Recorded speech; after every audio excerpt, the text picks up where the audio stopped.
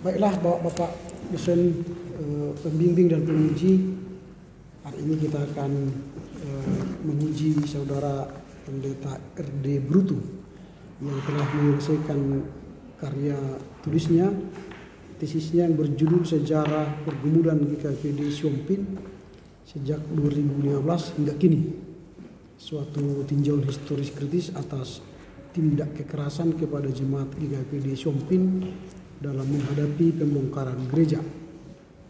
Pembimbing utama kami dan pembimbing kedua Bang Tony, Dr. Tony Hutagalu.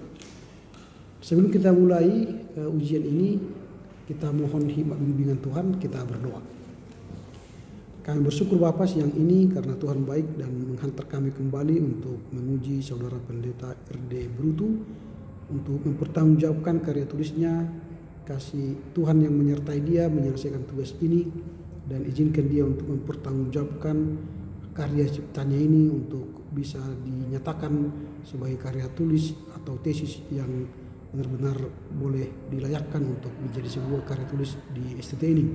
Berkati dia memberi jawab sehingga kami boleh bertanya dengan baik kepadanya.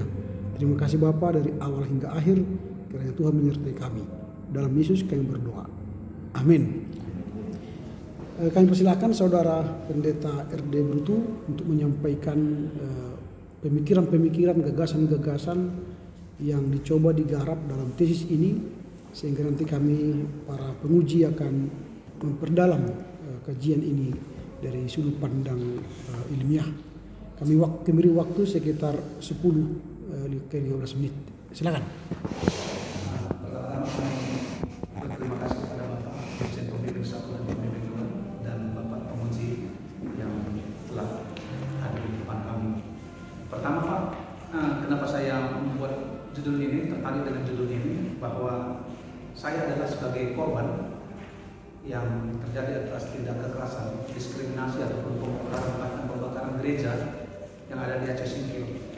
Saya adalah salah satu pendeta yang melayani di sana selama 10 tahun kurang, sehingga menjadi latar belakang saya untuk tertarik untuk mengambil judul ini adalah itu yang pertama. Yang kedua Pak, sejak saya lahir 1978, lalu kejadian ini sudah saya berumur 1 tahun. Jadi sejak saya lahir Pak, sudah 4 kali berulang-ulang kali terjadi pembakaran gereja, terjadi pembongkaran gereja, dan terjadi penyegelan, bahkan banyak yang mengalami korban. Jadi latar belakang saya yang kedua adalah saya tertarik supaya tindak diskriminasi gereja ini kalau boleh tidak terulang lagi. Yang selanjutnya Pak, bahwa saya sebagai putra daerah Aceh Singkil berkerinduan juga supaya apa menjadi penyebabnya dan mengapa itu berulang-ulang terus, sehingga dalam penelitian ini Pak, saya agak bisa katakan agak mengerti apa yang menjadi penyebab dan apa yang menjadi dampaknya. Gereja Aceh Singkil itu adalah mayoritasnya adalah penduduk orang Papak sendiri. Artinya kami sebagai yang mendiami tanah leluhur kami, dianggap mereka kami sebagai pendatang. Padahal kami adalah mempunyai tanah leluhur di sana. Bahkan bisa dikatakan ketika nenek moyang kami, leluhur kami sebelum menganut agama Kristen juga sudah di sana. Tapi belakangan ini tuduhan mereka bahwa kami yang sebagai pendatang. Agama Kristen itu adalah sebagai pendatang di sana. Sehingga melalui karya tulis ini juga paling tidak bisa menyangkal bahwa kami sebagai orang Papak dan sekaligus sudah beragama adalah asli penduduk Aceh Singkil. Kira-kira itu pertama melatar belakangi Pak. Lalu tulisan ini kami membuat penelitian bahwa tindak kekerasan itu terjadi rupanya anggapan mereka keliru, bahwa anggapan mereka menganggap bahwa gereja itu berasal itu adalah mengkristenisasi Pak orang Muslim. Padahal penduduk Aceh Singkil yang beragama Kristen itu adalah bisa dipastikan tidak ada berdasarkan penginjilan ataupun kristenisasi, tapi murni karena populasi penduduk Dari tahun 79 memang kekristenan di sana masih bisa dikatakan 6.000 sampai 7.000. Tapi sekarang sudah 25.000 jiwa, Pak. Jadi sebenarnya bukan karena kristenisasi, tapi karena populasi dan perpindahan para pekerja-pekerja perusahaan dan para ASN ataupun karyawan BUMD yang kebetulan mereka sudah Kristen dan ditempatkan di sana. Jadi pertumbuhan kekristenan itu memang menurut statistik agak bisa dikatakan pesat, tapi bukan berarti ada hasil karya penginjilan ataupun bisa dikatakan kristenisasi. Sehingga itu mungkin yang melatar belakangi mereka semakin geram, bahkan menuduh bahwa kristenisasi ada dana dari luar. Tsunami Aceh 2005 juga menyimpang. Kenapa? Dana begitu banyak luar datang dari luar untuk membangun kembali konstruksi Aceh, tapi sekaligus juga mereka menitipkan bahwa seolah-olah bahwa dana dari luar juga ikut andil menyisipkan bahwa gereja juga boleh bertumbuh di sana. Padahal kalau di kabupaten-kabupaten lain pasti hal itu tidak terjadi. Jadi kami melihat bahwa diskriminasi ataupun pembongkaran gereja yang terjadi itu adalah kira-kira menurut pandangan kami bahwa itu adalah memang hanya mungkin pemikiran mereka yang mungkin tidak melihat ataupun tidak menganalisa apakah pertumbuhan Kristen itu betul-betul dilihat dari penginjilan orang Kristen. Kira-kira itu Pak yang pertama boleh saya paparkan tentang tulisan saya. Terima kasih Pak. Lalu apa hasil daripada penelitian ini? Hasil penelitian ini Pak, saya melihat bahwa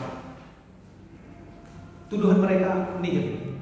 Kenapa? Karena ya kekristenan di sana kalau di data secara desa ke desa, secara khusus di gereja Sumpin atau desa Sumpin ini Pak, tidak ada satupun orang Islam masuk ke Kristen berdasarkan penginjilan. Tapi ketika mereka masuk ke Kristen ini berdasarkan hanya mungkin melalui perkawinan dan sebagainya. Tidak ada murni karena ajakan ataupun karena iming-iming ataupun karena dana bantuan dari orang lain. Jadi selama ini sampai sekarang ini itu aja yang mungkin isu yang semakin dikembang-kembangkan sehingga orang yang tidak mengerti Aceh Singkil ataupun orang yang jauh dari Aceh Singkil bisa saja mungkin menduga benar. Jadi melalui karya tulis ini kami membuat di sana bahwa semua tuduhan itu adalah tidak benar. Kenapa? Karena orang Kristen di sana sebelum berdirinya Aceh Singkil jauh bahwa sudah memang banyak orang Kristen masuk dari agama-agama leluhur menjadi agama Kristen. Jadi tidak dari agama Muslim yang masuk menjadi agama Nasrani ataupun Kristen Pak. Oke, jadi yang membuat mereka melakukan tindakan kekerasan itu apa? Adanya Pak, pertama isu, lalu dua dinaikkan menjadi bahwa menjamurnya Pak pendirian gereja. Kalau sekarang Pak dari segi statistik bahwa penduduk Aceh Singkil itu yang mayoritas berada di 5 kecamatan adalah sudah mendekati 25.000. Jadi tentunya 25.000 dulu dari tahun 79 mengatakan bahwa hanya satu gereja dan 4 undung-undung. Undung-undung itu berpengertian semacam musola ataupun langgar. Jadi 25.000 kalau bisa dikatakan 25.000 tempat ibadahnya hanya 4, yang dikasih hanya 4 dan hanya satu mempunyai salib. 25.000 itu mustahil menampung yang 4 gereja, sehingga ya para orang tua dan orang Kristen harus dengan cara paksa ataupun bisa dikatakan menurut mereka cara ilegal pun tidak mempunyai izin, maka orang Kristen itu harus beribadah. Dan menurut mereka bahwa gereja itu adalah ya anggapan mereka gereja itu menurut mereka Pak ada kualifikasinya bahwa masjid itu hanya satu di desa. Tapi orang Kristen itu sebenarnya di dalam satu desa, mungkin lebih dari satu gereja, mereka beranggapan bahwa hanya satu yang bisa disahkan Pak. Padahal bagi orang Kristen, gereja itu bisa saja berbagai denominasi. Ada gereja HKI yang bersamaan waktu itu dibakar, ada gereja GKPPD. Jadi anggapan mereka agak kurang benar. anggapan mereka hanya satu masjid satu desa. Padahal di desa-desa Kristen bisa saja gereja itu lebih dari satu. Kenapa? Karena di latar belakangnya berbeda denominasi, misalnya Katolik dan gereja Pentakosta. Jadi mereka menganggap bahwa orang Kristen itu yang menjadi menindas kepada agama mayoritas di sana. Kira-kira begitu, Pak. Oke, baik. Demikian Bapak yang disampaikan oleh Pendeta RD tadi akan memantik kita untuk semakin mendalami karya ilmiahnya ini. Kami berikan kesempatan pertama untuk Bapak Dr. Muhammad untuk memberikan pertanyaan atau masukan-masukan. Silakan. Terima kasih Pak Harahap, Dr. Harahap yang sudah memberi kesempatan dan telah membimbingnya bersama Pak Dr. Tagalung. Ini Pak Pendeta Brutu, setahu saya memang sudah lama ya menggumuli judul ini, walaupun waktu pertemuan di kelas pasca belum selesai lah tesis ini ya, belum sebanyak ini lembaran, tapi sudah lama menggumulinya. Karena ini jurusan sejarah, saya mau bertanya dulu kepada Pak Brutu, apa kira-kira penyebab, kan ini ujiannya nih, abstrak dan daftar kepustakaan baru kemarin kami terima, apa kira-kira penyebabnya? Karena saya kan harus bertanya langsung kepada yang menulis, di mana masalahnya? Silakan Pak. Terima kasih, Pak. Kebetulan saya, Pak, agak jauh dari kota Medan. Saya melayani Pak Barat. Jadi saya berusaha minta tolong kepada teman, yaitu kepada akademik, supaya bahwa bab per bab yang saya kirim minta tolong kepada Pak Budi supaya di print.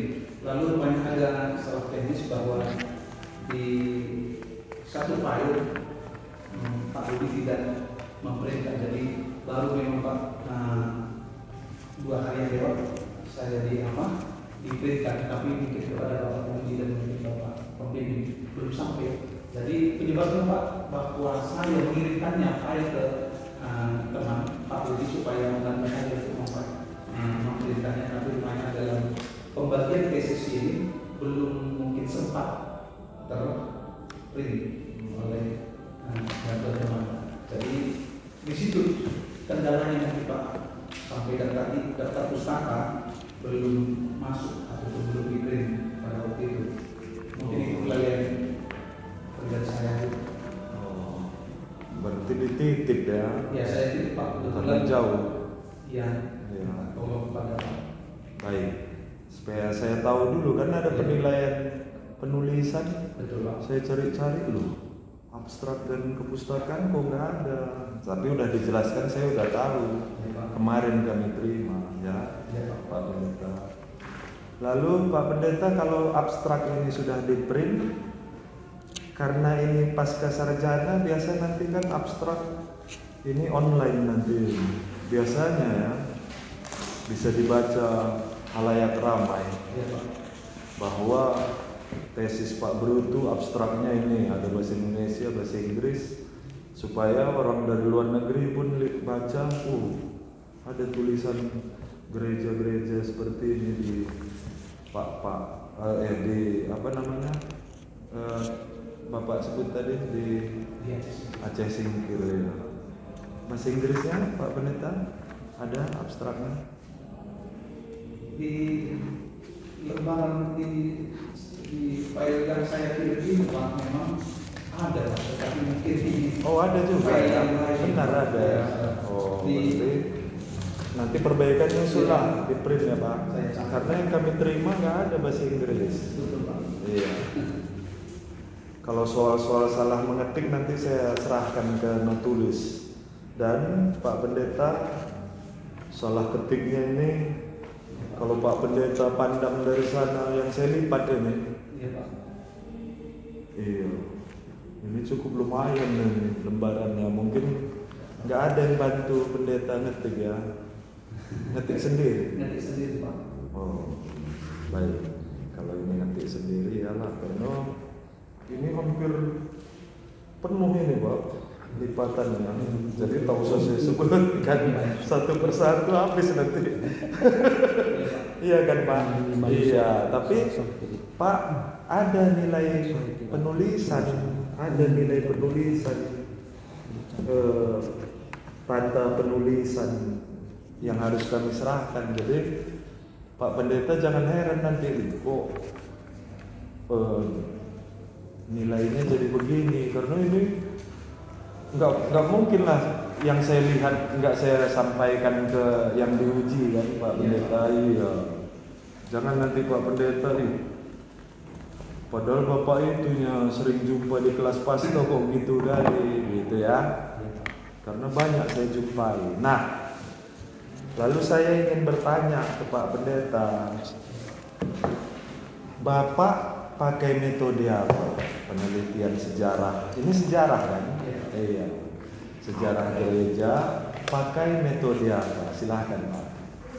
Metode yang saya sebut juga itu kualitatif Pak. Dari penelitian lapangan dan juga perpustakaan. Jadi penelitian lapangan itu saya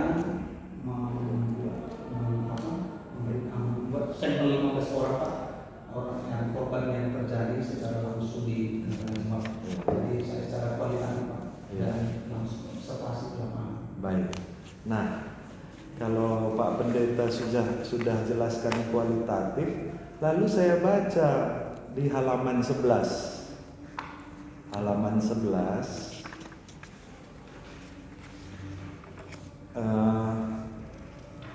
Iya, halaman 11. Nampak Pak Pendeta? Nah, bab 2 di sini ada pengajuan hipotesa. Nah, jadi coba bagaimana ini? Apakah memang, kan bisa aja saya nggak tahu ada ilmu metodologi yang baru. Oh, rupanya kualitatif ada pengajuan hipotesa. Kalau ada kan saya harus juga bisa menerima metode yang baru. Bagaimana nih Pak? Betul Pak, ini juga sudah disampaikan waktu itu pembimbing saya Pak, ini hanya mungkin itu kesalahan. Oh, udah diingatkan pembimbing. Udah diingatkan. Nggak ingat kampusnya. Iya Pak Pendeta. Jadi saya pun ngerti ini, pastilah. Nggak mungkin lah pembimbing nggak tahu ini. Pasti. Iya, pastilah. Yang nulis kelupaan ya Pak Pendeta. Biasanya ini saya hanya ingatkan supaya perbaikannya nanti jangan ada lagi lah. Nanti Pak Pendeta lanjut S3 dibaca Pak siapa nanti pembimbing Bapak, mana tesisnya untuk ini kok bisa gini ya Pak Pendeta. Jangan Pak Pendeta kecil hati ya, karena ini ujian kan, haruslah saya tanyai, nggak mungkin lagi tanya pandang-pandangan. Haruslah ya Pak. Lalu ini muncul lagi itu di awal bab 2 Pak, baris ketiga Bapak lihat, ya kan muncul lagi dari hipotesa, nampak baris ketiga. Karena kalau perkiraan atau pikiran saya ini buru-buru ini Bapak ngetiknya, jadi nggak sempat melihat satu persatu. Lalu Pak, jarak catatan kaki saya lihat di beberapa halaman itu lewat satu spasi Pak. Ini misalnya Pak, saya tunjukkan. Waduh pas. Dari sini ya saya tunjukkan Pak, ini seharusnya rapat. Itu ada di beberapa halaman jarak catatan kaki ya Pak. Dan di beberapa halaman rapat bagus. Nah, jadi kalau tadi misalnya seragam semua berpisah antar catatan kaki, saya mengerti. Oh, berarti begini memang. Tapi di halaman yang lain ada rapat. Nanti saya serahkan Pak. Udah saya tandai yang berjarak ya Pak ya. Udah saya tandai. Demikian juga yang kurang rapi ya Pak. Nah, saya sekarang itu kita tinggalkan Pak ya, yang soal penulisan. Kita berpindah ke penelitian sejarah Bapak, saya mau bertanya, apakah Pak Pendeta ada menjumpai pemerintah kota Aceh Singkil itu bertanya tentang anggapan bahwa bantuan tahun 2005 tsunami itu mengikut sertakan kristenisasi, program kristenisasi. Apakah ada Bapak wawancarai pemerintah setempat? Terima kasih Pak. Ya. Saya jumpai Kepala Kemenak Aceh Singkil Pak. Kebetulan dari waktu itu ada pergantian, jadi Pak Bimas Pendaja mengatakan mengenai saya, tolong jumpai Pak Kemenak yang baru, mungkin dia berpikiran melewat.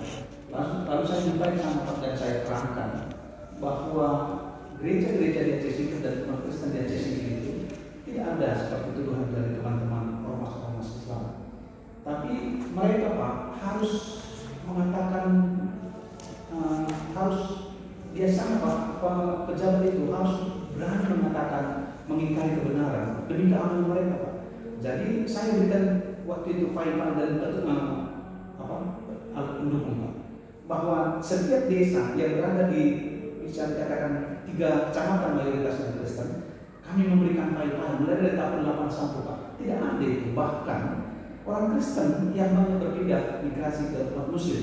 Kenapa? Karena dia iming-imingi jabatan. Di sana Pak, barang siapa saja orang Kristen yang mempunyai nama masuk pindah ke agama Muslim, maka cepat tidak dapat jabatan, paling tidak kepala desa dan sebagainya. Tapi mereka harus mengingkari itu dan tidak menerima demi kenyamanan dalam posisi mereka. Kenapa? Karena ketika misalnya masukan ini kita berikan dan mereka bisa saja misalnya mengaminkan, membenarkan itu, tapi masukan itu tidak. Mereka mengakui Pak bahwa hanya karena bantuan orang luar Aceh kembali bangkit. Tapi kalau menyatakan di depan atau mengakui secara general, itu kamu tidak akan pernah. Jadi di situ juga kadang-kadang ada kesulitan kami secara personal pribadi dalam penelitian ini. Sumber-sumber dari teman-teman Islam, kalau belum mungkin Pak kami sekarang, mereka tidak bisa memberikan fakta dalam hal membenarkan bahwa mereka yang sebenarnya asal tuduh. Tapi ya kira-kira begitu, artinya bahwa pihak pemerintah, kalau mungkin mereka benar mengetahui bahwa tidak ada, tapi isu seperti itu Pak harus dipelihara bagus supaya ya seolah-olah kekristenan itu selalu salah. Kenapa? Karena memang gerejanya tanpa ini negara kita ini ya ketika sudah dibuat peraturannya seperti itu Pak, mereka semakin terdukung dalam hal mengambil kebijakan. Itu kira-kira Pak. Ya.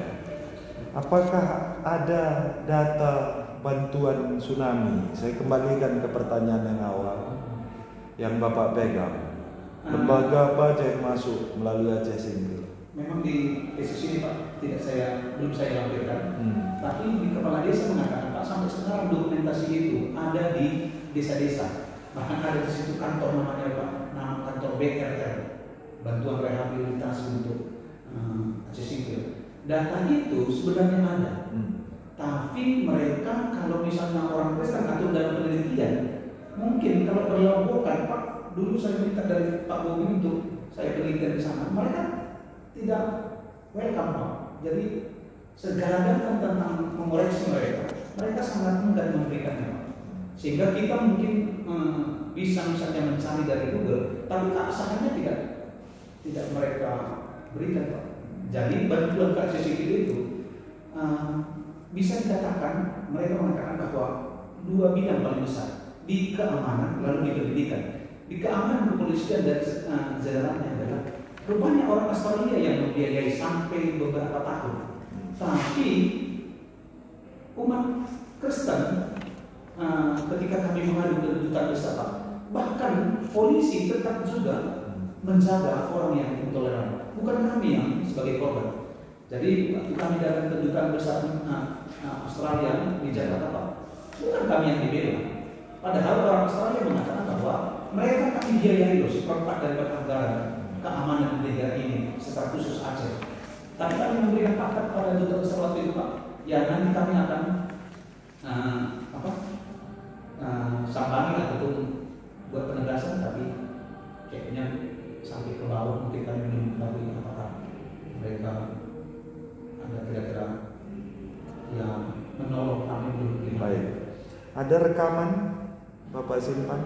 Rekaman kebetulan di sana digeledah, jadi kita bisa, kalau kita misalnya masuk ke ruangan daerah itu, segala fasilitas yang mengenai tentang itu pasti kita diberikan itu. Jadi tahun 2005 Bapak ada DC sipil? Saya ada Pak. Ada ya? Ya, tapi bukan berarti menjadi sebelum jadi pendeta resort Pak. Tapi karena kebetulan adalah ada keluarga juga yang mengalami roboh sebagai pendeta hanya karena di sana ya tempat saya lahir. Jadi setiap apa yang menjadi pergumulan di saya pasti. Jadi gudang apa aja yang Bapak lihat bantuan tahun 2005 di Aceh Singkil? Sampai sekarang Pak, banyak sekali sebenarnya bantuan yang tidak dipergunakan mereka. Misalnya bantuan misalnya tentang pupuk, bantuan terhadap misalnya baja-baja ringan dan sebagainya. Mereka tidak gunakan. Ada juga dari teman-teman yang dibantu itu, ketika ada lambangnya Pak, kalau misalnya lambang Inggris itu kan mirip salib juga Pak, untuk daerah mereka. Pasti mereka tidak akan memakai, padahal sebenarnya mereka membutuhkannya. Garis orang-orang seperti itu Pak yang telah tersusupi oleh ajaran-ajaran yang tidak benar. Kenapa? Karena di tahun 2005 itu ketika Aceh Singkil dan Aceh pada umumnya mengalami tsunami, data Kementerian Agama Aceh Singkil Pak dari Aceh mengatakan bahwa ada rupanya 10.000 dibiayai supaya mereka sekolah ke Pakistan, ke Turki, dan sebagainya. Tapi kadang-kadang ada juga yang lari dari bineka. Jadi bagaimana periode penulisannya ini menurut Pak Pendeta? 2000. Di sini 2015. Ini kan sejarah. Iya. Bagaimana periode sejarahnya ada? Sampai 2015 saja. Dari sejak tahun 79. 79. Karena di 2015 itu terjadi memang tahunnya belum saya batasi Pak dari kalau misalnya menurut Pak berarti sejak tahun 1979 sampai 2015. Tapi saya mungkin waktu itu beranggapan hanya pembatasan di 2015 sebab di 2015 November saya tidak harus mutasi di sana. Jadi ada pembagian periode di penulisan ini? Ada di dalam Pak, ada halaman di halaman di bab 3 Pak. Bab 3. Ada pembagian periode kekerasan itu terjadi. Bab 3 metodologi. Ada di situ mulai dari tahun 79 ada panah kecil Pak. Halaman 7 ya, ada periodiknya di halaman ini. Periodisasi maksudnya dari tahun 79 itu mulai terjadi. Dari menurut saya dari sana saya mengangkatnya Pak periodiknya. Tapi yang jelas Pak ada Pak di halaman 119 Pak. 119 urutan kejadian Pak. 119 Pak. Urutan masa kejadian 1979, 1995, 1988, 2001 dan 2006 sampai 2015 Pak. Lalu penjelasannya ada Pak Pendeta? Ada penjelasannya hanya intinya ya Pak. 79 itu pembangunan gereja di Jumberia diproses oleh umat Muslim dan dilahirkan perjanjian 1 Juli 11 Juli 1979 maksudnya Pak. Hanya begitu dia penjelasannya. Memang masih begitu Pak. Kalau memang waktu itu ada penyebabnya ini Pak, ada juga memang ya sumbernya ketika terjadi eksodus Pak, maka segala sumber-sumber para pendeta-pendeta pendahulu tidak pernah membawa dokumen Pak. Yang diselamatkan yang bukan dokumen. Maksudnya wawancara nggak ada? Yang bisa diwawancara? Wawancaranya ada Pak, tapi kata ada masukan teman Pak. Kalau misalnya hasil wawancara nanti ada dilampirkan katanya Pak. Ada 101 halaman Pak wawancara dari 15 orang. Waktu itu masukan dari bapak-bapak yang teman-teman yang datang wawancaranya nanti aja setelah apa ini. Mana dia lampirannya? Lampiran belum saya kirim, tapi pada dosen kami itu dikirim 101 halaman sampai 101 halaman. mulai 1979, peristiwa 1979. Iya Pak, dari 15 orang yang memberikan kesaksian. Iya, maksudnya kenapa nggak pendeta bawa? Kan ini ujian, iya kan? Dalam file HP cuma ada. Iya, maksudnya dikirim aja ke Pak Bobi supaya di printnya, supaya saya baca. Saya. Iya kan ini sejarah. Betul Pak. Lalu kan harus tahu juga penguji yang diwawancara ini siapa? Apakah tokoh? Iya Pak. Kan ada nilai tertentu siapa yang kita wawancarai. Betul. Iya. Nanti kan belum lagi bukti wawancara, tanda tangannya atau rekaman atau foto. Kalau memang ada itu kan nilai tesisnya bisa tambah tadi. Tapi kalau saya tidak lihat sejarah yang disebut sebagai fakta termasuk hasil wawancara kan tidak bisa saya nilai yang tidak saya lihat, ya Pak Pendeta. Iya, dikirimlah. Saya mau lihat tanggal berapa wawancaranya, lalu siapa. Iya. Karena Aceh Singkil itu kan memang daerah lewatnya bantuan, bukan hanya untuk Aceh Singkil, sampai ke Nias, Mentawai lewat pelabuhan Aceh Singkil. Dan di sana banyak yang nggak jujur, jadi bantuan beras itu diminta untuk keamanan dan lain-lain. Jadi dana untuk korban bencana itu memang diambil orang itu sebagian. Maka itu saya tanya lembaga apa aja yang Bapak tahu memberikan bantuan, karena 2005 kami sampai ke Aceh Singkil Pak, walaupun nggak bawa nama GBKP. Iya. Videonya masih saya simpan, termasuk perbekalan di gudang. Maka itu saya tanya tadi, Bapak gudang apa aja yang Bapak ingat ada di sana? Kalau memang Bapak memang kampungnya di sana. Iya, dan tidak ada kristenisasi yang saya tahu. Saya tidak tahu lembaga yang lain, Pak Pendeta. Jadi karena ini sejarah, kita perlu bukti-bukti. Iya, sejarah itu kan nggak boleh seperti tafsiran langsung, tapi kan objektif dia. Mana dia bukti? Tulisan kah? Wawancara kah? Dan periode itu kan ada peristiwa besar yang berpindah antara satu periode ke periode yang lain. Misalnya periode 79 ada pembakaran gereja. Ada Pak. Pembakaran gereja di GKPD atas dulu belum GKPD. Nah, tapi masih ada. perpindahan selanjutnya masih ada pembakaran. Ada Pak di Gunung Muria tahun 2001 itu ada pembakaran. Lalu periode ada 4 tadi saya lihat di sini. 2015 Pak, pembakaran pertama gereja di GKPD Manumpang itu Pak. Lalu ketika mereka melihat bahwa tidak ada perlawanan dari umat Kristen, kami sebenarnya bukan berarti tidak melawan, tapi menjaga supaya tidak menjadi luas. Karena waktu itu adalah isu Kristen, isu IMB Pak menjadi nasional, tidak lokal lagi isunya. Jadi pimpinan pusat kami mengatakan tidak usah dilawan dulu, kita amankan aja supaya tidak merembes kepada gereja-gereja yang lain. Tapi mereka melihat bahwa ketika kami tidak melawan, mereka semakin lunak Pak untuk leluasa untuk sebenarnya gereja HKI Gunung Muria itu Pak. Sebenarnya kata mereka tidak membakar, kami hanya menyampaikan aspirasi kepada pemerintah. Tapi mereka berbelok ingkar Pak, karena gereja di HKI Gunung Muria itu adalah jalan menuju ke sipil. Jadi sebenarnya mereka membohongi juga sebagai Iya, jadi ada semua yang Bapak ceritakan di sini. ada. Jadi periode tadi memang ada perpindahan antar periode itu, terjadi hal-hal yang berbeda dengan periode sebelumnya. Ada bahkan di dalam tahun 1979 mereka membakar itu secara tersembunyi, misalnya pada malam hari.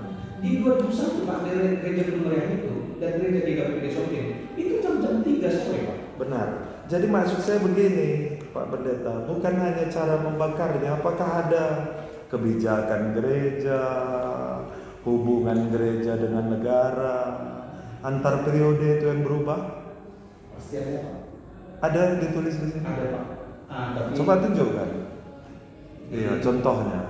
Periode ini begini hubungan gereja dengan pemerintah. Periode ini begini. Kalau ada Pak, tapi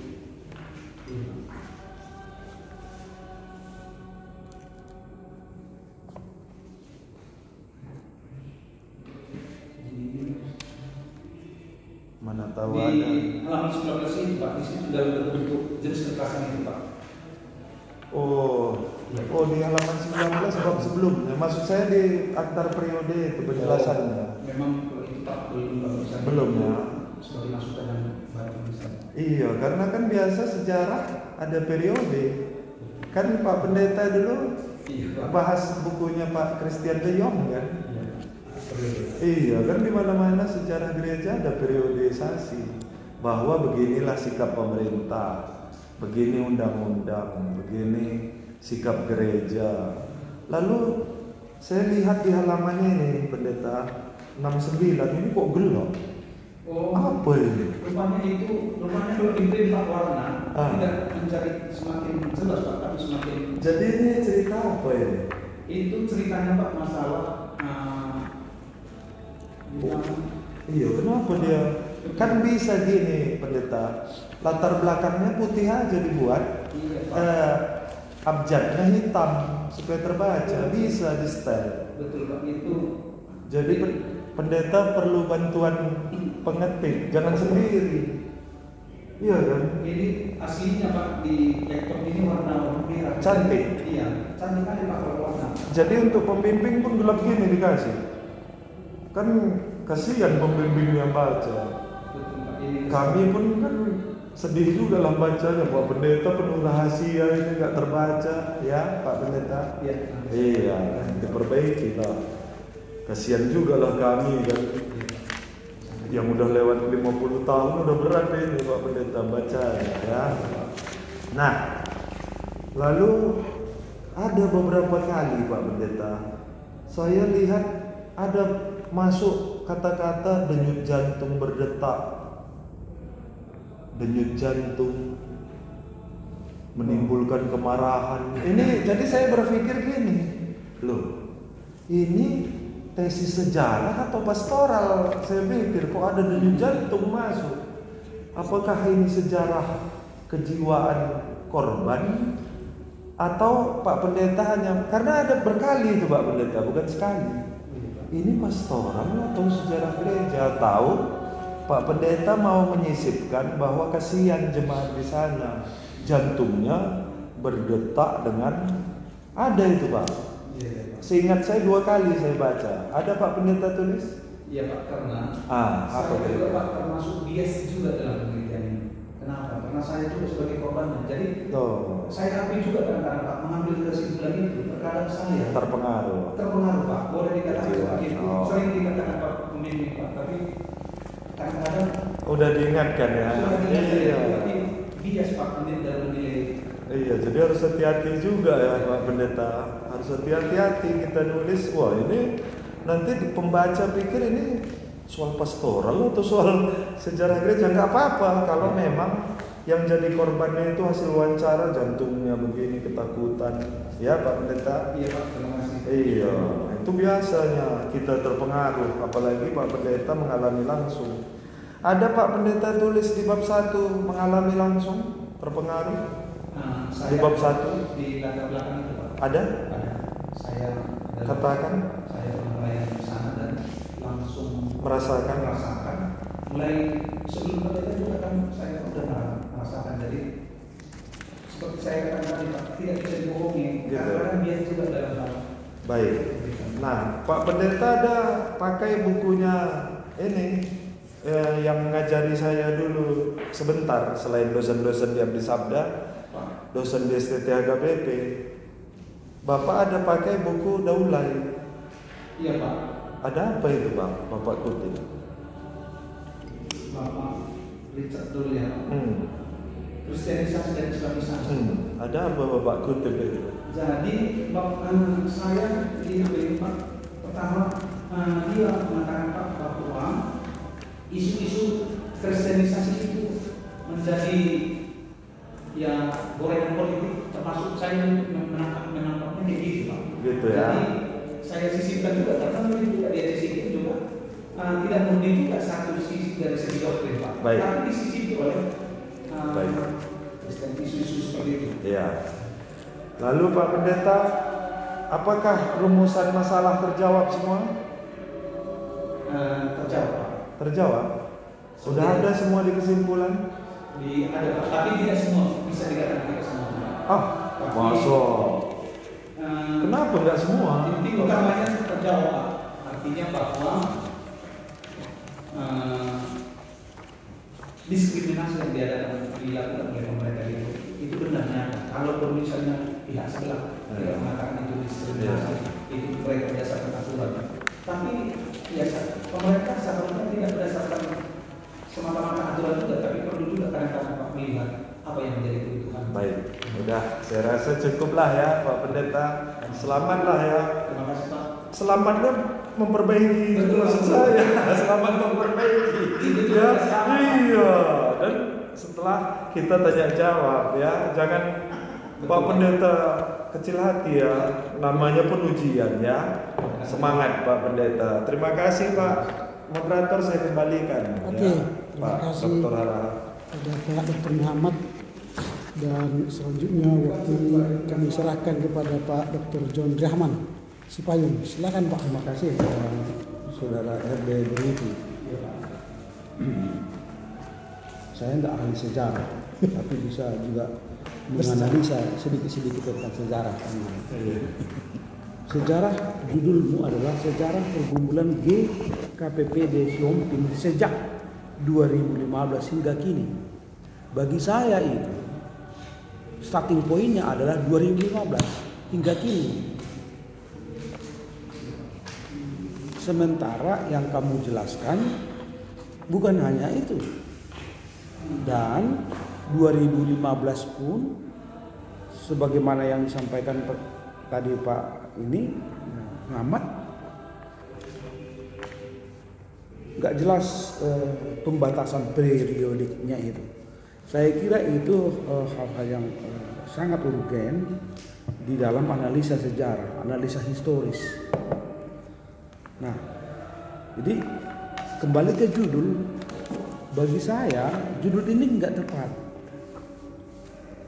Harus dibuat batasannya secara terukur.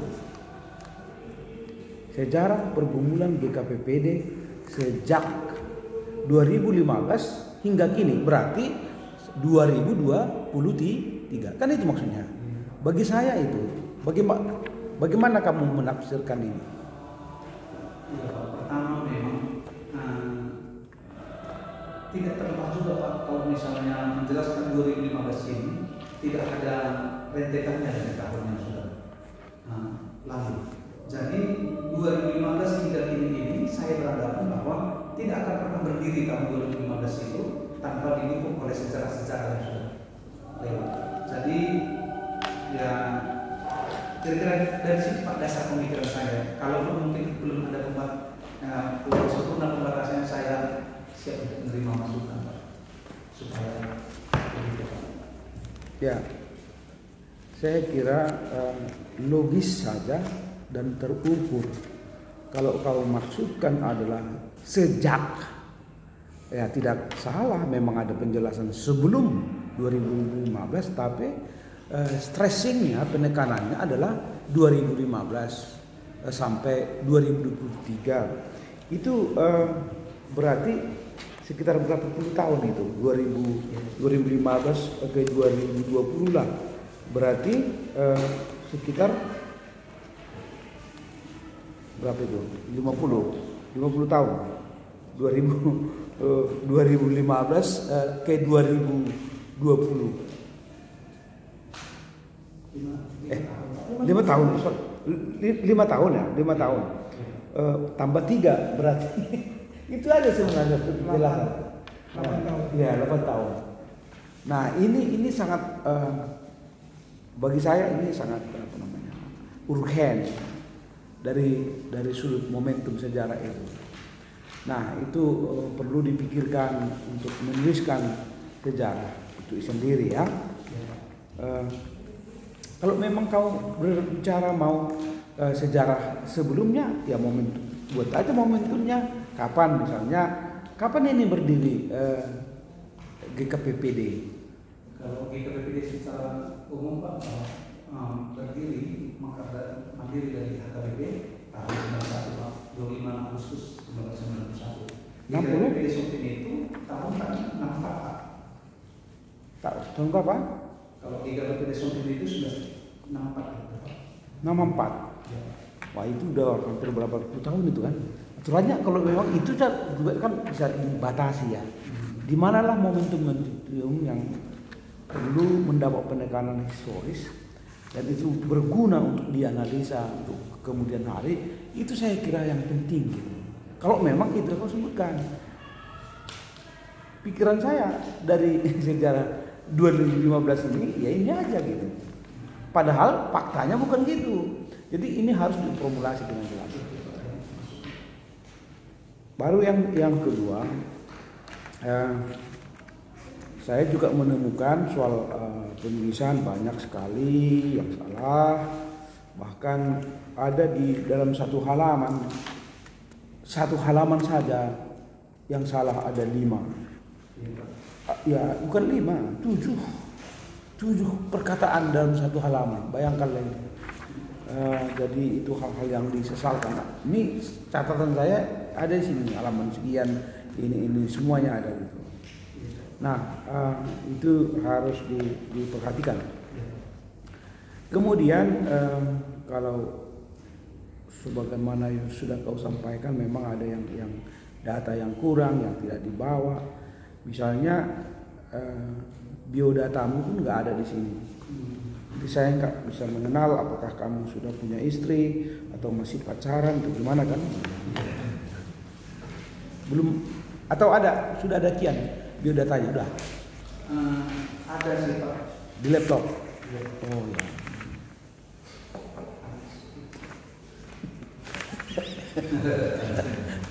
Atau belum itu? Ya itu juga sangat-sangat penting. Namanya sejarah kan gitu, perlu itu dibuktikan begitu ya, ahli sejarah ini semuanya. Bukan hanya tanggal-tanggal yang perlu, situasi juga perlu. Kan itu sejarah. Bukan hanya tahun, tapi peristiwa-peristiwa, event-event, itu sejarah kan. Oke. Jadi yang kedua, bolehkah kamu jelaskan bahwa ya bisa kekerasan itu dengan alasan sejarah kan, dengan alasan agama ya. Kekerasan itu terjadi karena ya alasan agama ya. Dan menarik bagi saya yang kau sebutkan bahwa kekerasan karena alasan agama termasuk juga dilakoni oleh GKPPD. Itu kira-kira kemana arahnya? Oh iya Pak, semalam juga kami telah pilihkan komisi 2 pertanyaan itu bahwa dari kacamata pemerintah, maksud ketika saya berwawancara dengan Kemenak Aceh ini Pak, Aceh Kristen itu juga melakukan diskriminasi ataupun bisa dikatakan tidak terkacau. Mereka berkacamata dari bahwa kami selalu ngotot Pak, bahwa tetap mendirikan gereja kalaupun tenda di tempat itu. Versi mereka bahwa umat Kristen juga mengadakan tindak kriminalisasi ataupun bisa dikatakan tindak diskriminasi Pak. Kenapa? Karena selalu mengangkangi apa yang menjadi keputusan pemerintah. Sebenarnya keputusan pemerintah itu Pak, ketika diundang umat Kristen, sebenarnya mereka telah buat konsep Pak. Hanya hadir sebagai umat Kristen itu tinggal menandatangani, sehingga kami terjebak pada keputusan kami sendiri Pak. Mengatakan bahwa pihak Kristen mengatakan bahwa kami akan bersedia relokasi dari tempat di mana dibongkarnya gereja. Tapi ketika sudah sampai ke lapangan, berdasarkan desakan umat, maka disitulah letaknya kira-kira menurut pemerintah. Dan kami juga sebagai warga jemaat Pak betul juga memang kadang-kadang dalam hal kebandelan, dalam hal kemototan itu, kalau dilihat dari sudut pandang mereka itu melakukan penindasan juga. Jadi kamu bagaimana posisimu di situ? Apakah saya sebagai jemaat itu terkadang saya bias, Pak. Dari segi kata hati saya itu bukan diskriminasi atau penindasan, kekerasan? kekerasan. Tapi ketika nanti dibaca karena betul Pak ini harus katanya mereka harus kembali satu, maka ya saya putuskan bahwa umat Kristen juga ya adalah dari sikap penindasannya. Kira-kira begitu, Pak. Nah, itu kalau memang diakui itu ya bagus juga, dan itu menjadi self koreksi kepada kita gitu. Betul. Dan itu perlu dituliskan itu. Betul. Bahwa gereja di KPPD juga ya ambil peran dalam melakukan kekerasan karena alasan agama. Kalau memang kamu ya kekeh dengan itu. Dan kalau boleh saya tambahkan, Pak, kami juga studi banding ke gereja GKI Yasmin ke Bogor. Mereka juga seperti itu juga katanya. Pemerintah telah melarang, tapi mereka tetap juga. Tapi kalau dari segi keilmuan katanya, ya itu juga dari pandangan HAM itu juga kekerasan. Ya itulah tuliskan. Maksudku supaya itu menjadi pembelajaran untuk dipahami kembali oleh generasi berikutnya. Itu adalah salah satu artinya gereja juga tahu kekerasan itu juga dengan beralaskan gereja, ya. Oke.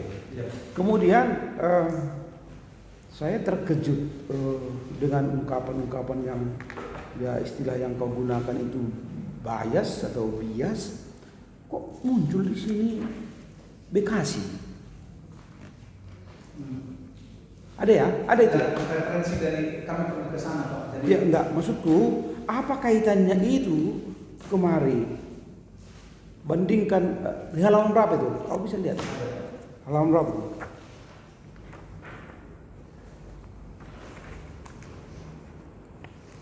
Tiga 114 itu berapa, Pak? 114 dan 39. Kamu kan berbicara situ tentang populasi. Iya, Pak. Jadi berdasarkan sensus penduduk tahun 2021, itu sensus penduduk di Aceh Singkil kah? Iya, Pak. Oke. Jumlah penduduk Kabupaten Bekasi sebanyak 2.901 jiwa. Apa itu kaitannya?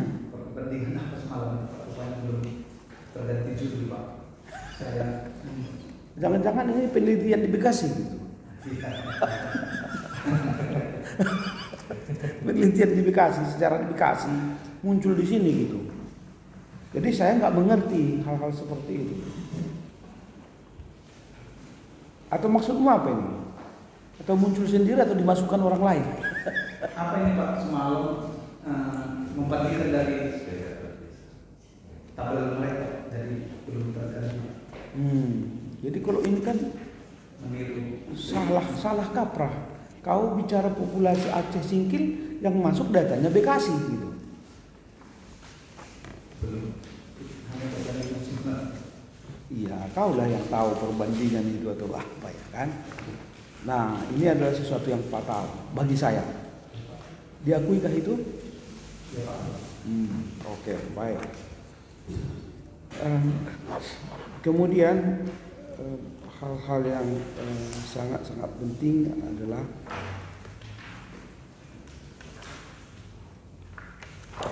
menurutmu sebenarnya isu yang disampaikan dan faktual itu apa sebenarnya?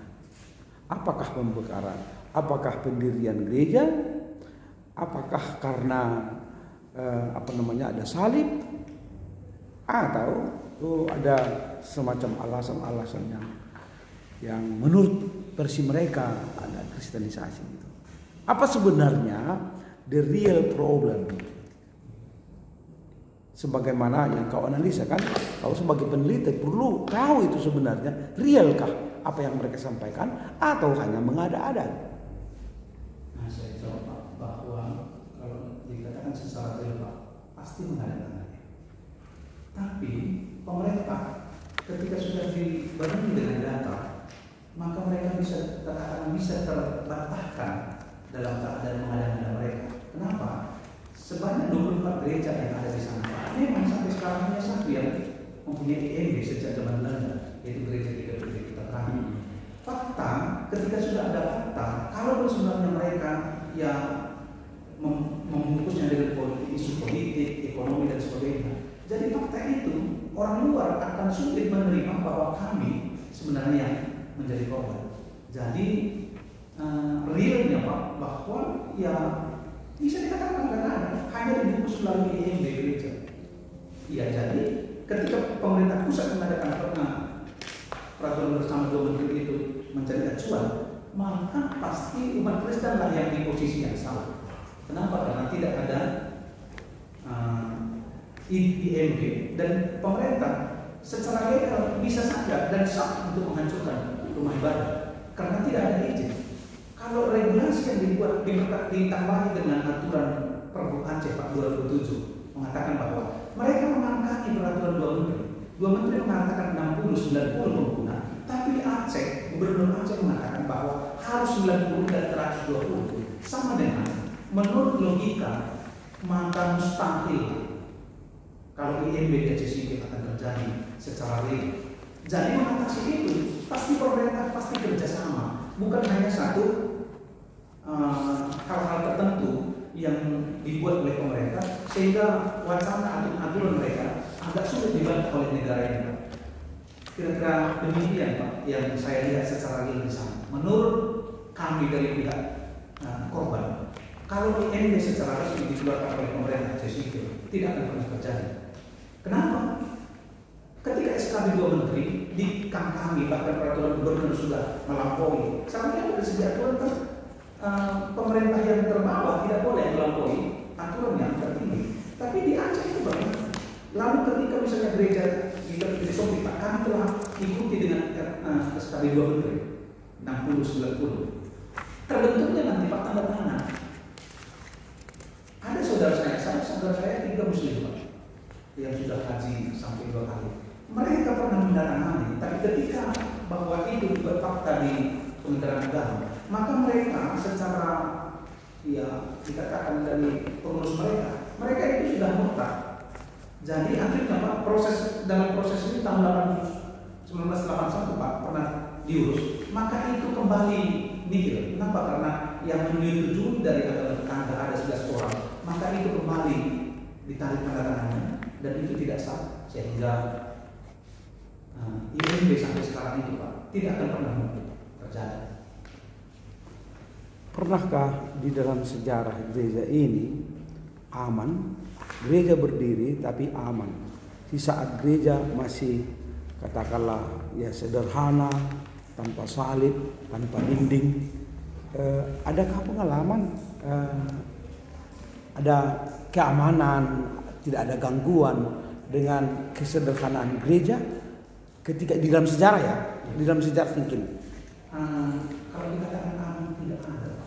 Secara permukaan bisa saja aman di permukaan, tapi kenyataan intimidasi yang terus berjalan. Secara permukaan kan harus mengatakan itu aman perkara ini supaya tidak menyulut kemarahan dari teman-teman muslim. Tapi aslinya di fakta itu tidak akan pernah terjadi. Kenapa? Dari segi ASN aja Pak sampai sekarang tidak bisa setara eselon di Aceh City. Kedua Pak, sampai sekarang saya dalam mulai SD sampai SMP di Aceh City belum pernah menerima pelajaran agama Kristen. Tapi di data harus itu diisi bahwa kami menerima pendidikan agama Kristen. Di tulisan ini saya buat itu Pak supaya ya paling tidak kalau pemerintah Aceh City mengatakan laporannya ke Kemendikbud bahwa sudah berjalan dengan baik, tapi di lapangan itu tidak ada. Sampai sekarang Pak, saya bisa bertanggung tidak pernah menerima pendidikan agama Kristen sesuai dengan keyakinan. Seperti itu seolah-olah aman Pak di permukaan. Dalam hati tidak. Jadi diskriminasi itu pasti terus berjalan sebelum pemerintah betul-betul mengayomi sebagai keberagaman di Indonesia? Ya karena bisa saja seperti di Cilegon peribadahan bisa berjalan tanpa ada salib. Saat gereja itu masih sederhana, peribadahan tidak terganggu. Tapi ketika gereja itu sudah gedung luar biasa, itu menjadi gangguan. Dan itu menjadi refleksi juga bagi kita. Barangkali kita harus tampil apa adanya gitu, tanpa dinding, gereja tanpa dinding, gereja tanpa salib, ya kan itu bahan pemikiran di tempat ini. Oke, kemudian dari refleksi teologisnya, ini poin dari saya.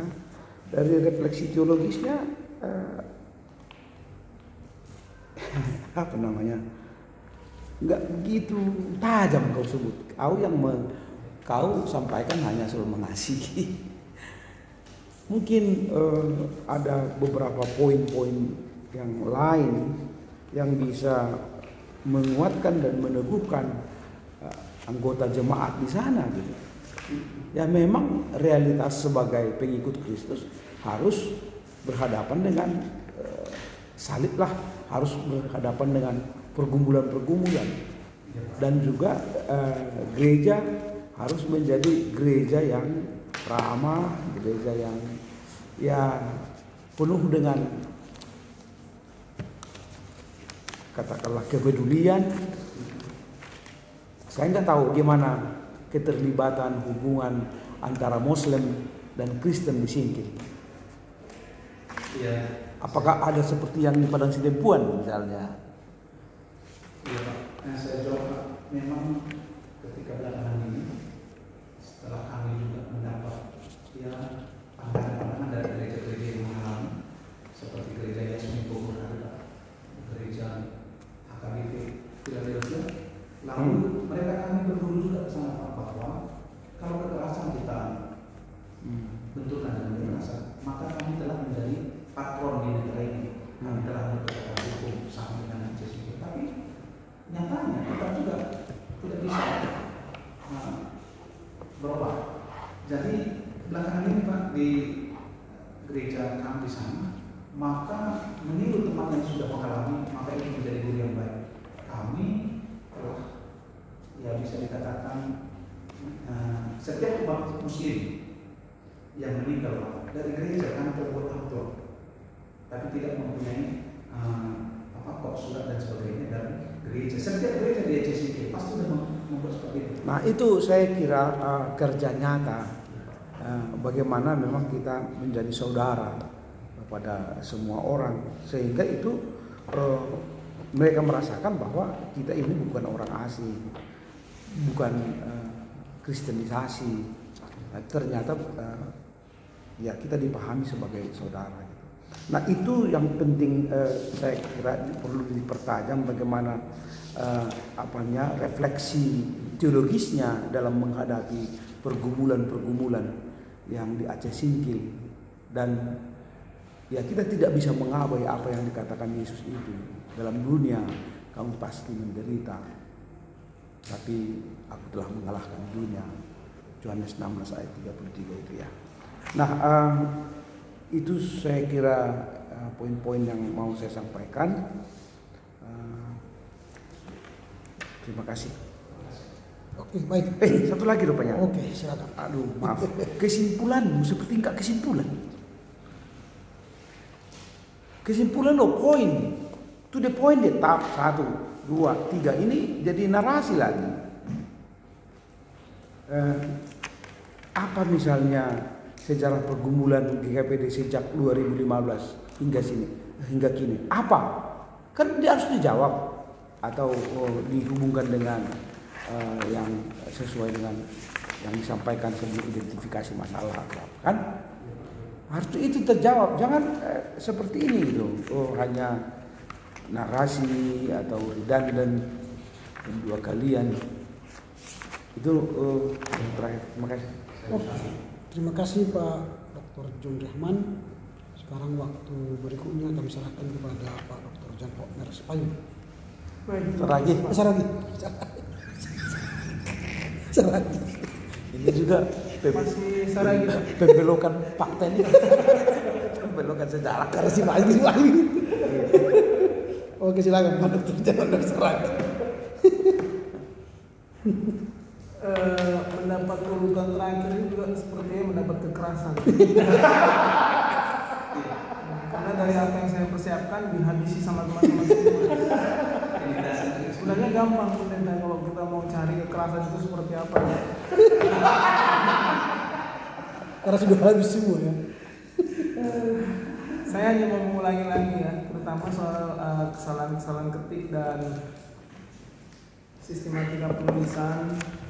Kalau di yang saya terima ini kan ada bab itu tidak punya paragraf baru, tidak ada paragrafnya. Saya nggak tahu apakah memang seperti ini model penulisan tidak punya paragraf. Sementara kan di SD itu sudah ada pengertian paragraf ialah kumpulan dari beberapa kalimat yang mengandung satu pokok pikiran. Jadi kita nggak tahu yang mana pokok pikirannya di satu subjudul, di satu bab. Kita nggak tahu yang mana pokok pikirannya karena semua disatuin, nggak ada paragrafnya.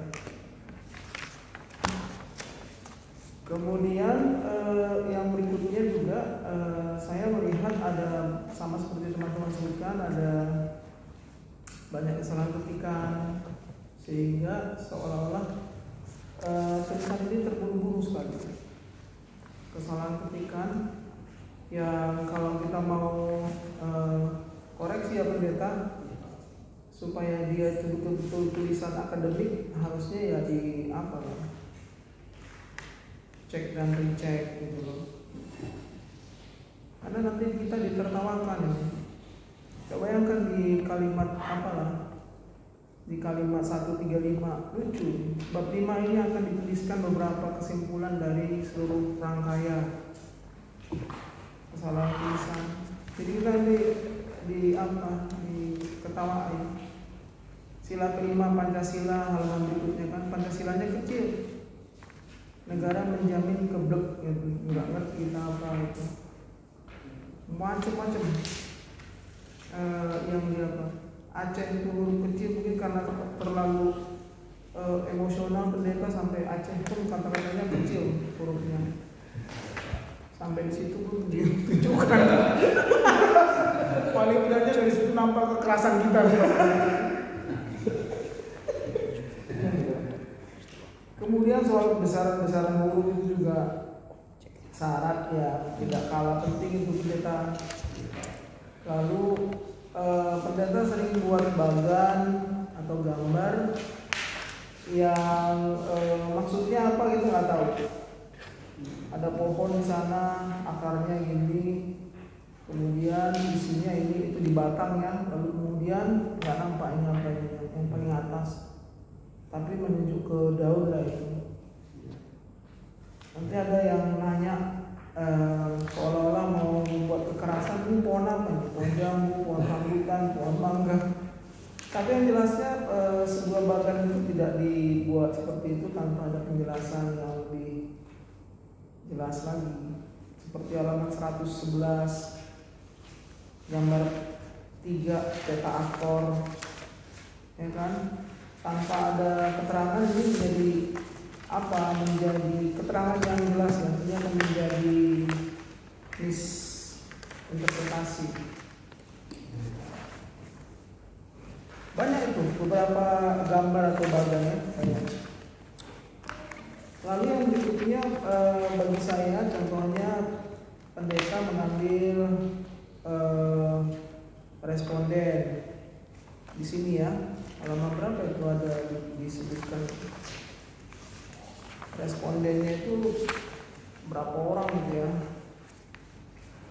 Tapi saya nggak tahu yang mana ini kalau dalam kajian pendeta yang mana pendapatnya siapa, itu yang mana pendapatnya siapa. Halaman 104 itu ada 15 responden. Sementara disebutkan ada temuan penelitian bagi kita itu kan apa ya? Tadi sih ada sih secara terpisah pendeta sebutkan hasilnya 100 berapa halaman tuh hasil wawancara 101 ya. Nah, itu yang harusnya dia bagaimana caranya biar penulisan ini bisa dipertanggungjawabkan. Kemudian hal yang menarik dari subjudul pendeta, tinjauan historis kritis atas tindak kekerasan kepada jemaat GKPPD Siompin dalam menghadapi pembongkaran gereja. Saya mau soroti gini, di dalam isi pemaparan pendeta disebutkan bahwa ada jenis macam bentuk kekerasan, halaman 90 kan, ada banyak. Tapi yang spesifik yang pendeta mau ungkapkan di sini adalah pembongkaran gereja. Hanya saya melihat substansi dari tesis ini campur-campur, nggak spesifik dia pembongkaran gereja, nggak spesifik pembongkaran gereja. Ada kekerasan inilah, apa segala macam. Itu gimana kira-kira menurut pendeta? Iya Pak, jadi pembongkaran gereja itu adalah kekerasan yang hampir dikatakan terakhir. Kekerasan yang pertama adalah dari intimidasi. Menurut pendeta beda nggak pembongkaran, pembakaran, pengerusakan, beda nggak? Beda, menurut saya beda Pak. Karena Setuju. Pertama penyegelan dan fakta sejarahnya juga tahunnya berbeda. Di 2012 di pembakaran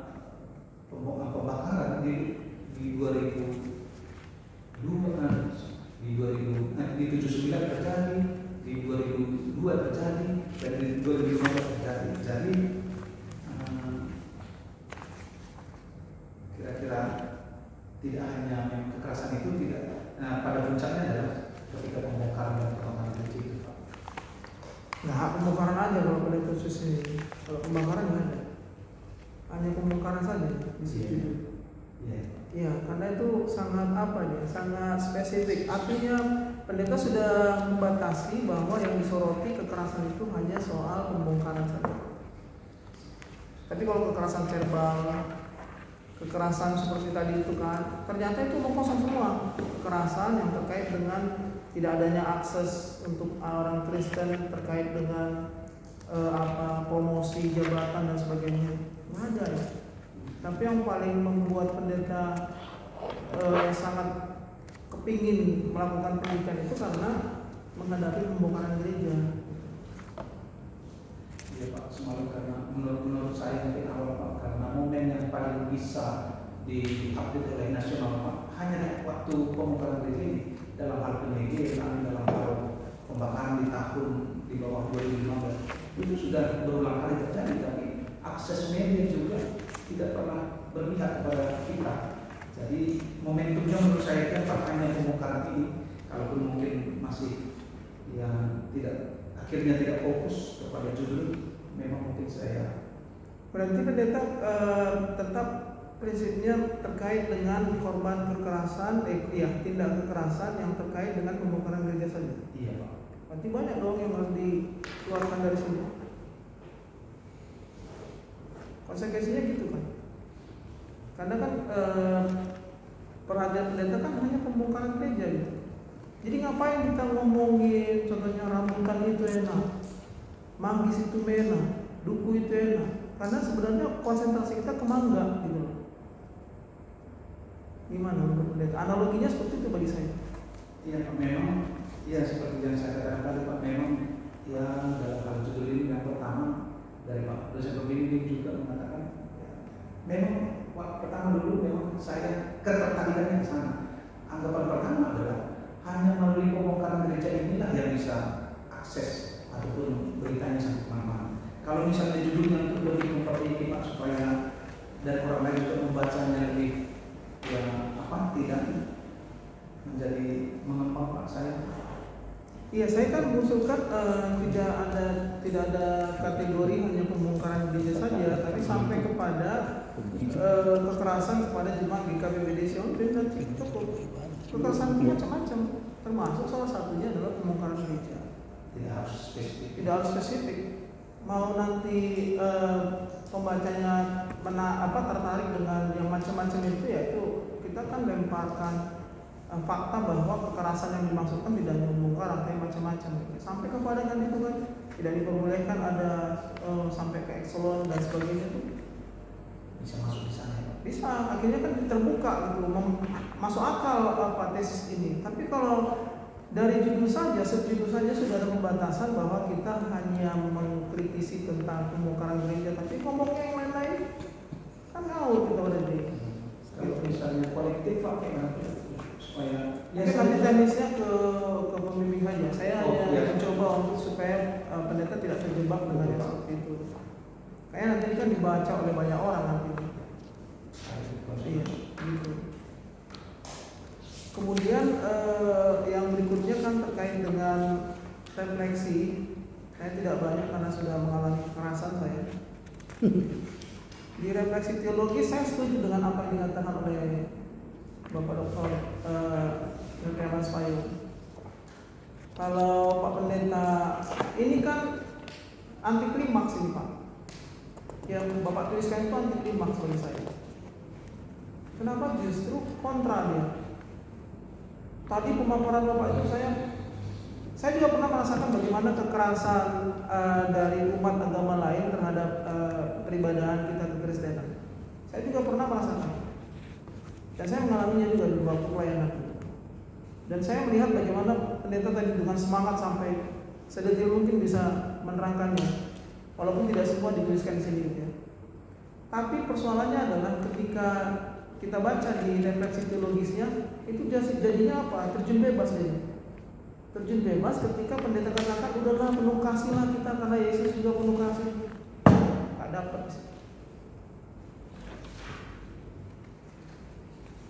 Gak dapat. Tapi kalau pendeta angkat seperti Sadrak, Mesak, Abednego, itu baru.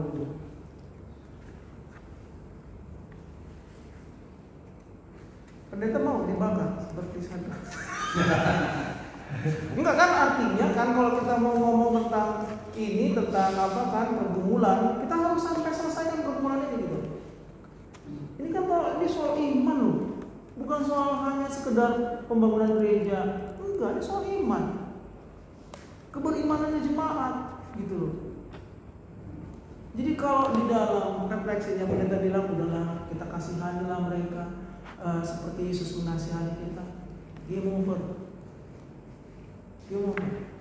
Tapi kalau kita paparkan dulu dalam Alkitab juga ada orang yang seperti ini dan dia tidak pernah mundur sedikit pun terhadap imannya, enggak pernah. Walaupun dialaminya kekerasan, dialaminya banyak hal-hal, tapi main terus dalam iman, itu baru. Tapi saya ya, nggak tahu pendeta ya. Karena waktu kita juga mengalami yang seperti ini, kita tidak pernah mengatakan udahlah, nangis saja lah kita, nggak pernah. Tapi tetap kita katakan mainkan terus, gitu, sampai titik darah penghabisan. Kalau mau kalau memang kita percaya bahwa ini jadi kayak khotbah. Kalau memang mau kita membuktikan bahwa Tuhan kita itu luar biasa, kenapa tidak? Katakan seperti itu. Itu bukan sejarah saja. Tulisan dalam Alkitab yang menyebutkan Sadrak, Mesak, Abednego bisa membuktikan keberimanannya di hadapan banyak agama-agama lain itu. Kenapa tidak? PKPD Chopin juga membuktikan seperti itu gitu. Dan biasanya pendeta, kalau di daerah-daerah konflik seperti ini, ya dengan ketaatan, dengan keberimanan orang-orang yang tertindas itu, tapi dalam iman, mereka heran ya kita. Saya dulu rumah dinas di KKPS Lubang Buaya, waktu itu pembangunan gereja, samping gereja itu sekali seminggu itu dilempar ke kaca itu rumah kita, dilempari orang, mereka pikir kita yang punya gereja itu. Tapi nggak pernah kita bilang ke jemaat udahlah kita mainkan terus. Dan memang dampaknya apa gitu. Tapi itu usulan saya. Karena lainnya sudah diambil, jadi kayak mana lah, apalagi yang saya bilang kan. Kalau tidak, tapi itu tanggapan pendeta gimana menurut pendeta? Ya begini Pak, kalau boleh saya jawab sedikit Pak. Ya. Artinya semalam saya pimpinan juga terakhir, artinya konsul dengan pimpinan saya Pak. Oh bukan dengan Pak RH, dengan Pak Tom? Pimpinan gereja sendiri. Oh. Jadi Pak, ketika saya mau mengambil kesimpulan ini Pak, kebetulan kami Iya. ada perjumpaan di pesta Parahima. Saya konsul dengan pimpinan gereja saya Pak. Jadi kalau seandainya begitu katanya, namanya juga sama karena saya mengambil dari nama pimpinan saya Alif itu Pak. Kayak gini, menurut pendeta kan ini paham konteks dari kata CCTV. Kalau misalnya dibuat seperti syarat ABTU itu, saya setuju nama saya aja seperti itu katanya. Tapi yang jadi konteks ACC itu, kau bandingkan juga gereja Yesus, apakah ada solusinya seperti itu? Kata pimpinan saya. Jadi ini murni betul-betul karena ada mantan pimpinan saya yang saya juga tidak ada sejarah yang saya tahu kekerasan lawan kekerasan itu menghasilkan apa yang kita capai. Itu aja Pak yang mengajar. Sebenarnya kalau secara pribadi Pak sama seperti Bapak yang saya katakan juga dan di jemaat di lapangan Pak. Kalau seperti ini saya tawarkan kepada jemaat dan Pak tawarkan kepada saya tidak mati Pak. Karena yang saya lakukan dulu tidak seperti itu ketika berada di sana. Tapi mengambil kesimpulan ini seperti refleksi ini, kenapa saya seperti itu? Supaya nanti kata pimpinan pusat Pak tidak berbenturan dengan kebijakan yang mereka usahakan sekarang Pak. Supaya jangan berbenturan kalau misalnya refleksi teologis ini dibaca pada sesi ini. Dan itu juga nanti pasti dibaca mereka. Artinya kalau misalnya mereka semakin valid, kita semakin valid, pasti mereka ada benar bahwa kita didukung oleh dana dari luar, anggapan mereka baru seperti itu. Jadi, itu malah berbulan yang kami ada. Jadi saya juga kembali Pak, terima kasih masukannya. Tapi saya akan konsultasi dengan pembimbing saya terakhir Pak supaya masukan dan sumbangan masih boleh. Kalau memang seperti itu ya udah pindah aja lah. Pindah aja dari Siompin gak usah di situ. Kita ngalah aja lah. Supaya bertumbuh iman kita. Itu aja lah. Khusus saya refleksinya gitu aja. Pindahkan aja. Jadi selesailah apa ini cerita tentang sejarah. Kan itu kan. Kalau saya ikutkan apa yang pendeta ini usulkan gitu. Udah kita mengalah saja. Supaya jangan terjadi konflik. Dan secara di lapangan kadang-kadang seperti itu juga. Artinya kenapa jemaat itu telah ketika misalnya ada pesta-pesta dari teman-teman muslim, kenapa gereja memberikan misalnya semacam amplop ikut berbahagia dengan apa? Secara refleksinya sih Bang diangkat semalam juga. Ya, Yesus adalah sebagai misalnya ikut menderita. Yesus sudah di dunia dan menderita. Jadi dari sana selama Pak kira-kira refleksi teologis itu dibantu teman-teman pendeta. Ya jadi betul saya agak berdua pendirian tentang ini. Satu, saya tidak bisa menegakkan apa yang saya kerjakan dulu waktu di pendeta di sana. Kebetulan Pak itu usia masih mendukung dan masih mendukung. Ajaran dulu pada penentu saya tidak seperti itu.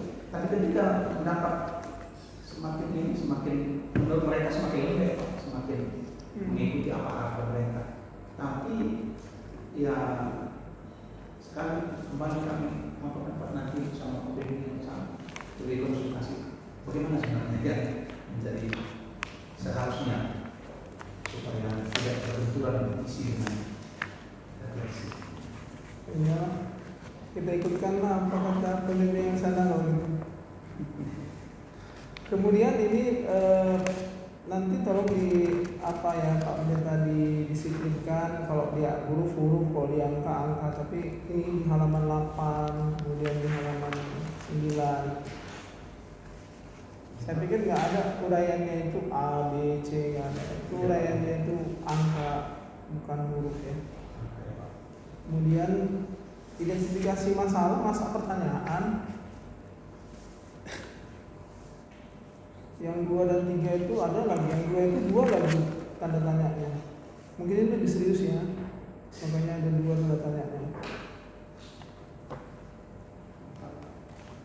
Lalu di apa ini kan di rumusan masalah seolah-olah kan, coba bayangkan di bagian A itu ada 2 pertanyaan.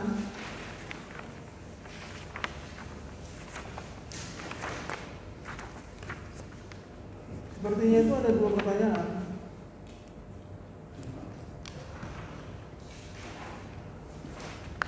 Kemudian di halaman 7 lagi tiba-tiba ada muncul angka 12.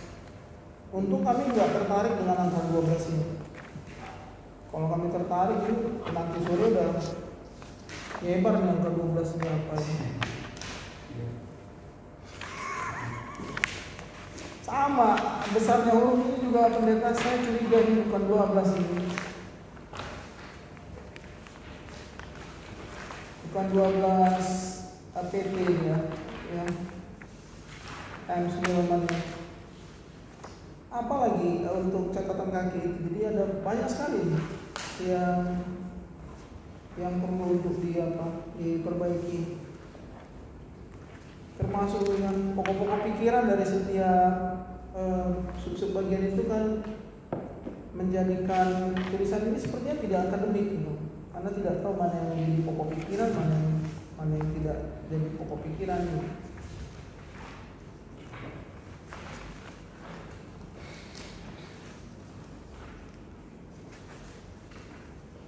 Saya juga baru semalam dapat lembaran daftar pustakanya. Jadi memang kalau sudah ada alasannya, nggak usah diulangi lagi. Cuman ada beberapa kali nih ya di dalam pemaparan Anda, bagian-bagian itu perlu ada penjelasan yang jelas supaya jangan hanya sekedar 2 kali nih ada peta aktor 2 kali di halaman-halaman tertentu itu. 2 kali juga itu gambar pohon itu kan, pohon rambutan, pohon durian, pohon apa nih, mangga. Artinya kan ada ada alasan, argumentasi yang jelas kait dengan itu. Dari saya itu saja Pak. Terima kasih Pak Erhan. Kembali ke Bapak. Baik, terima kasih Pak Dr. John Faulkner Saragih. Sekarang kita berikan kesempatan kepada Pak Dr. Tony Hutagalung. Silakan Pak. Saya kasih selamat dulu untuk anak saya, ujian juga hari ini. Ujian tingkat. Iya. Oke, baik. Saya tertarik tadi semua dengan bapak-bapak penguji dan saya setuju dengan itu. Dan itu sudah saya sampaikan waktu itu ya. Cuma saya sangat terbeban tadi dengan statement Pak Pendeta. Katanya bahwa penelitian ini nanti akan kembali kepada mereka. Berarti informasi ini nanti artinya penelitian ini akan mereka baca juga. Iya. Oke. Lepas dulu dari sini. Jadi ada 2 pokok penting dari sini. Kalau menurut saya, karena Bapak tadi selalu mengatakan mereka selalu berbohong. Jadi secara tidak langsung Bapak ikut membuat semakin terjadi kekerasan lagi bagi KKPPD. Kenapa? Karena Bapak buat di dalam subjudul ini, dan itu yang kemarin saya pertanyakan, bahwa ternyata ada kekerasan oleh DKPPD juga. Kan begitu ya? Ada kekerasan. Sementara Bapak buat di sini bahwa apa yang dilakukan oleh GKPPD adalah problem solving. Itulah problem solving yang boleh dilakukan oleh GKPPD. Selain itu tidak ada lagi. Berdiam diri sudah, menarik diri sudah, yang disebut dengan contending di sini ya sudah. Jadi berarti ya hanya itu yang mereka miliki untuk bertahan, bukan kekerasan. Problem solving. Daripada dipancungi mereka satu-satu, ya memang harus ada problem solving. Jadi itu yang menurut saya jadi sangat menakutkan di sini. Lalu kedua di halaman 113 itu juga diperdalam lagi pembuktian kerangka konseptual kekerasan atas nama agama di GKPPD. Jadi boleh, jadi benar yang Bapak katakan, boleh pelakunya orang lain, boleh GKPPD, kecuali kepada GKPPD masih ada pembelaan. Nah, saya hanya, kalau yang lainnya semua itu sudah kita bicarakan. Jadi hanya itu yang saya takutkan di sini, Pak. Silakan. Demikian, Pak Moderator. Oke, baik. Terima kasih kepada Bapak para penguji. Memang kita telah mendengar apa menjadi bagian dari tesis daripada saudara pendeta RD, dan terima kasih atas segala masukannya. Tentu nanti beliau akan mencoba memperbaiki dari semua masukan-masukan itu. Memang dalam pembimbingan kami sudah banyak berdiskusi, tapi kadang-kadang yang kami tuliskan itu lupa dia menghapus gitu. Misalnya halaman 82, saya sudah buat catatan saya kan semua pengertian masuk ke bab 2 masih masuk di sini, jadi artinya belum dipindahkan ke bab 2, nanti dipindahkanlah ke bab 2. Nah, karena bab 3 itu bukan lagi soal definisi, tapi itu masuk ke bab 2. Kemudian ada yang redundant, pengulangan-pengulangan. Misalnya di bab 2 itu sudah ada refleksi teologis yang seharusnya itu tidak perlu mengadakan refleksi teologis, itu halaman 34. Tetapi di halaman di bab 4 refleksi teologis itu juga diulangi lagi, kalimatnya sama di halaman 132. Nanti itu dihilangkan saja yang di bab 2 ini, sehingga tidak perlu lagi kita menggunakan 2 kali refleksi. Tadi sudah diingatkan oleh Pak Muhammad soal hipotesa. Saya sudah sampaikan itu, kalau dia penelitian kualitatif tidak perlu hipotesa, yang perlu kerangka konseptual.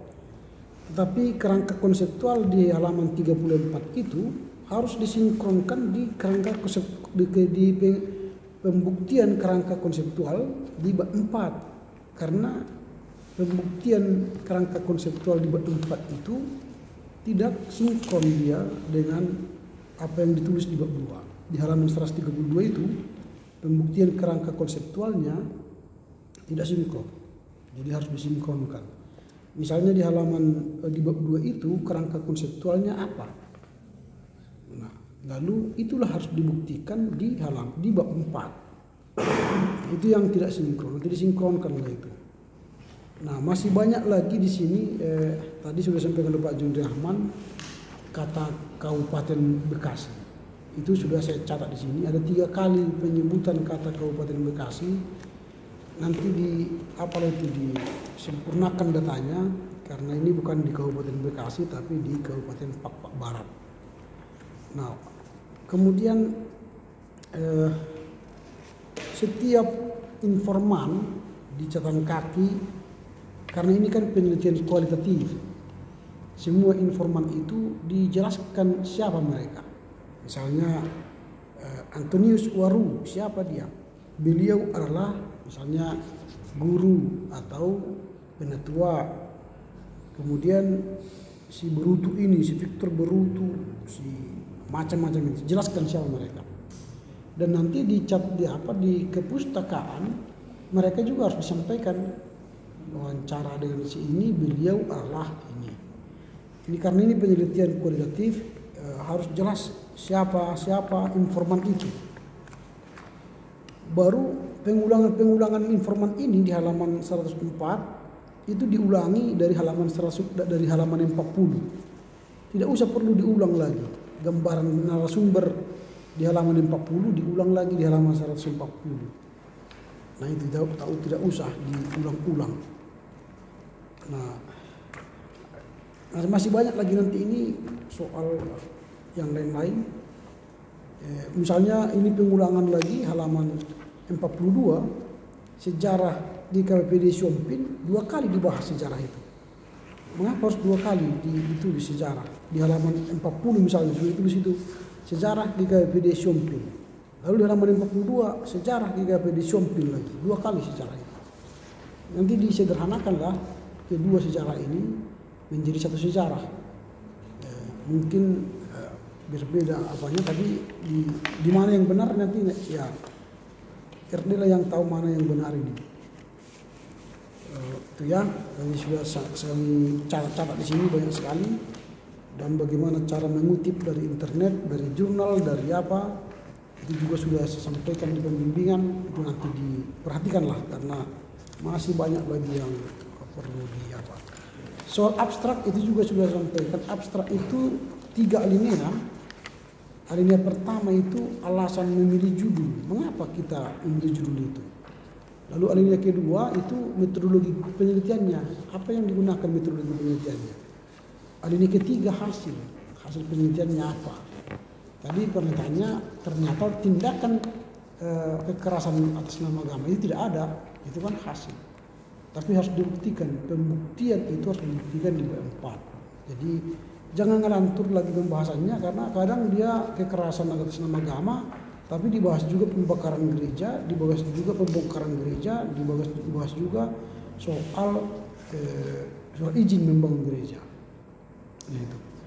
Baru nanti direfleksi itu tolong dan ditambahkan soal bagaimana ini kan sudah tahun 2023 sudah keluar peraturan bahwa SKB 3 Menteri tidak lagi, itu sudah dicabut. Nah, bagaimana nanti direfleksi itu dimasukkan bahwa SKB 3 Menteri telah dicabut. Bagaimana keadaan di Aceh ini? Apakah masih tetap seperti tetap tunduk kepada Pergub atau kepada peraturan yang baru yang tidak ada lagi SKB 3 Menteri? Kalau SKB 3 Menteri dicabut, berarti Pergub itu pun harus dicabut karena telah melanggar undang-undang. Lalu kaitkan nanti refleksinya bagaimana peraturan SKB 3 Menteri dicabut, tapi bagaimana kita mendorong supaya undang-undang kebebasan beragama diterbitkan di negara ini sebagai turunan dari undang-undang cara pembukaan undang-undang 45 pasal 29 itu. Pasal 29 negara menjamin setiap orang berkeyakinan kan, tapi undang-undang kebebasan beragama belum ada sampai sekarang. Itu yang perlu direfleksikan sehingga nanti orang membaca bahwa dengan adanya sejarah ini maka akan ada follow up-nya dengan tindak lanjut dengan lahirnya undang-undang kebebasan beragama. Dan terakhir, kalau tidak bahasa Inggris atau bahasa lain jangan ditulis sendiri. Misalnya judul itu sejarah pergumulan, lalu tanda kurung miring dia, itu tidak perlu, karena miring itu hanya ditulis untuk bahasa asing. Kalau bahasa Indonesia digunakan tetap aja tegak lurus, bukan tegak lurus ke PDP, tegak lurus pada dia, jangan miring kan. Oke, demikianlah. Ada lagi silakan. Sama ini. Oh, ada lagi dari Pak JSP dan JSP dan Pak TH nanti, silakan. Ini jadi saya tertawa sendiri. Ini kajianmu di bab 2 kajian teoritis kerangka konseptual di hipotesa.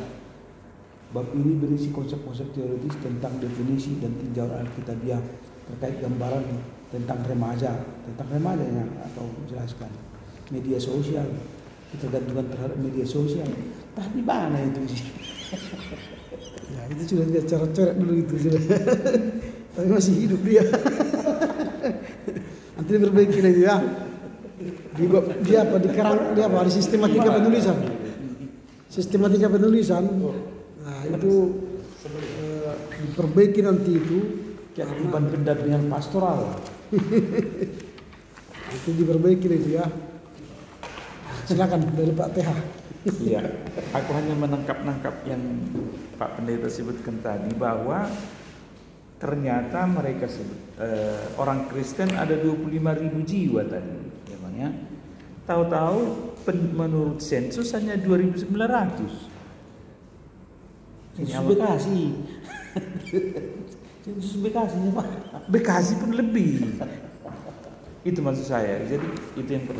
Dan saya bandingkan lagi di data ini halaman 45.000, halaman 45. Hanya orang Kristen aja udah 14.000, Katolik 1.000. Padahal penduduk cuma 2.900. Nah, oke. Nanti ini kan lah dicap orang kita nanti. Lalu di halaman 60 berapa tadi ya? Halaman 62. Sudah dapat di sini menurut ahli ya. Jadi akar dari konflik GKPBD Siompin dengan kelompok masyarakat penolak agama yang beragama Islam yaitu fundamentalisme agama, regulasi negara, kepentingan yang berbeda, relasi mayoritas dan minoritas. Dan menurut Iksan, etnisitas maupun tingkat ekonomi tidak begitu mempengaruhi penolakan. Jadi artinya tidak masalah ekonomi ini ya. Tahu-tahu di halaman 139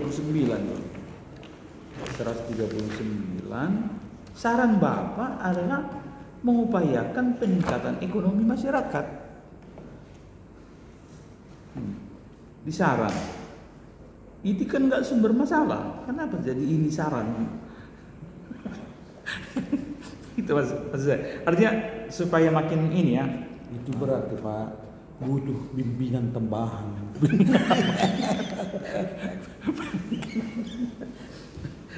Oke, itu aja Pak. Nanti inilah. Oke. Artinya ini ada banyak sekali yang harus diselesaikan, disempurnakan oleh Pak RD itu. Selamatlah untuk menyelesaikan perbaikan ini. Nanti kami akan bincang setelah ini untuk judisium. Siapa pembaca untuk perbaikan dan berapa bulan waktu perbaikan nanti akan dibicarakan di judisium itu pukul 5 nanti, pukul 5 sore setelah selesai ujian yang terakhir jam 3 sampai jam 5. Bersabarlah, jangan pulang, tunggu nanti judisium, nanti akan diundang lagi ke judisium itu untuk menghadiri dan mendengar hasil daripada ujian tesis hari ini dan bagaimana tindak lanjutnya nanti setelah judisium. Dengan demikian berakhirlah ujian kita pada hari ini. Selamat dan sukses buat saudara pendeta. Salam buat keluarga dan jemaat kita di GKPD Papak Barat dan semoga Tuhan memberkati pelayanan Bapak kelak di GKPD. Untuk menutup pertemuan kita, silakan menutup dengan doa oleh pendeta RD. Kami sungguh bersyukur Tuhan atas kesempatan yang Tuhan izinkan bagi kami sehingga sidang tesis secara pribadi kami Tuhan telah berakhir dengan baik. Kami juga berterima kasih atas kesempatan Bapak dosen penguji dan Bapak dosen pembimbing yang telah memberikan waktu dengan baik dan telah membimbing kami selama ini. Kami sadar banyak kekurangan, tapi kami percaya lewat arahan dan bimbingan daripada Bapak dosen kami boleh memperbaiki untuk belakangan hari. Sebentar kami akan mungkin berpisah dari tempat ini. Kami serahkan kembali kepada Tuhan sehingga segala pergumulan kami, segala aktivitas kami serahkan ke dalam tangan Tuhan. Dalam nama Yesus kami berdoa mengucap syukur. Amin. Amin. Oke, kita foto bersama di sini ya. Ya, Pak.